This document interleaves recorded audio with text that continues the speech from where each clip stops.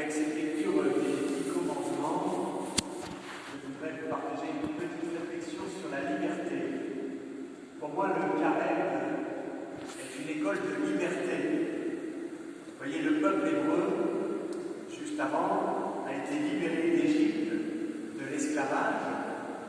Alors, l'esclavage de quoi pour le peuple hébreu? C'est l'esclavage du pharaon. Et pour nous, c'est une image de notre esclavage du péché.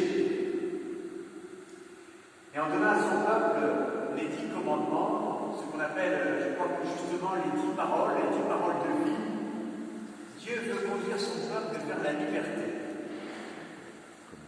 Alors c'est peut-être un peu étrange de voir les commandements comme un chemin de liberté.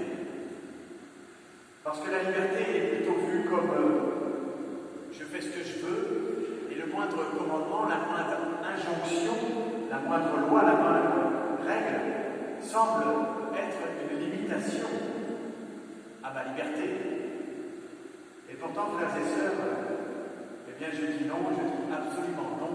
Les commandements sont un chemin de liberté. Alors je vais essayer d'illustrer avec quelques exemples. Ce sont un peu toujours les mêmes exemples qui me reviennent à l'esprit. Une personne alcoolique peut dire je fais ce que je veux et je bois si je veux. Je suis libre de faire ce que je veux. Mais si elle prend la peine de se recueillir un peu au fond de son cœur, elle mesure bien toute sa détresse et toute sa dépendance et son esclavage face à l'alcool.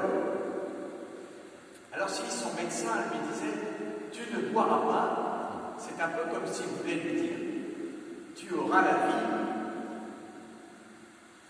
Alors je fais une petite remarque au passage, une petite parenthèse. Les commandements sont tous exprimés sous la forme négative. Ils indiquent le domaine interdit, j'allais dire pour laisser ouvert tous les autres possibles. C'est-à-dire que quand on dit, par exemple, tu ne boiras pas d'alcool, eh bien ça laisse ouvert tous les autres possibles. Tu peux boire du jus d'orange, du Coca-Cola, de l'eau, etc., etc. Premier exemple pour montrer la question de la liberté. Un autre exemple, et j'en prendrai un deuxième ensuite et je conclurai. Dernièrement, je lisais quelques réponses du pape Benoît XVI, un journaliste qui venait l'interroger à l'occasion de son anniversaire de sa renonciation au siège de prière. Et Benoît XVI parlait de différents sujets. Il évoquait Joe Biden. Il disait Joe Biden, en tant que personnellement, il dit qu'il est contre l'avortement. Mais en tant que président d'Amérique, il ouvre tous les robinets pour financer l'industrie colossale de l'avortement à coût de millions de dollars. Alors cet homme est-il libre? Benoît XVI pose la question. Qu'en est-il vraiment de Joe Biden? Je trouve qu'il ressemble un peu à Ponce Pilate. Ponce Pilate qui ne voyait pas pourquoi il fallait condamner Jésus. Je ne vois en cet homme aucun motif de condamnation. Mais pourtant Pilate leur livre à Jésus pour qu'il soit crucifié. Est-ce que Joe Biden, est-ce que Ponce Pilate sont des personnes libres? Sur le même sujet, le roi Baudouin de Belgique, qui est mort en 1993, était personnellement contre l'avortement. Mais il était tellement persuadé que c'était un mal, que quand on lui demanda en tant que roi de signer le droit à l'avortement, il a abdiqué, il a renoncé au trône de Belgique. Ces deux hommes, le roi Baudouin, tellement apprécié par les Belges, par tous les Belges, ces deux hommes, le roi Baudouin et Joe Biden, ne se tiennent pas droit dans leurs bottes de la même manière. Ils n'ont pas la même liberté. Dernier exemple, je pense à Nelson Mandela ou plus récemment à Aung San Suu Kyi. Quand le bourreau dit à Nelson Mandela, tu sais que j'ai le pouvoir de te faire mourir, Nelson Mandela lui a répondu, tu sais que je peux librement décider de donner ma vie. Il me semble que Aung San Suu Kyi est plus libre que les militaires birmans enseignants surveillés aujourd'hui. La vraie liberté, c'est celle qui donne la vie, c'est celle qui donne le bonheur, celle qui donne le bonheur d'être homme, d'être femme, d'être ici.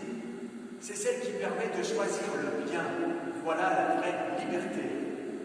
Celle qui permet de choisir le vrai, de choisir le bon. Chaque fois que je fais le bien, chaque fois que je choisis, comme je veux, avec la grâce de Dieu, de faire le bien, cela me donne la vie. Et j'imagine que Aung San Suu Kyi est plus femme, est plus heureuse dans sa prison que son bourreau. La personne alcoolique qui arrive à ne plus boire est heureuse infiniment. Ceux d'entre nous qui connaissent des personnes alcooliques qui ne boivent plus savent la joie qu'elles ont d'être libérées de la vraie liberté, capacité à choisir le bien. Elles choisissent la vie pour elles et pour tout le monde autour d'elles. Et ça n'a rien à voir, ça n'a plus rien à voir avec cette liberté tellement mise en valeur par les philosophes français de ces dernières années. Je fais ce que je veux.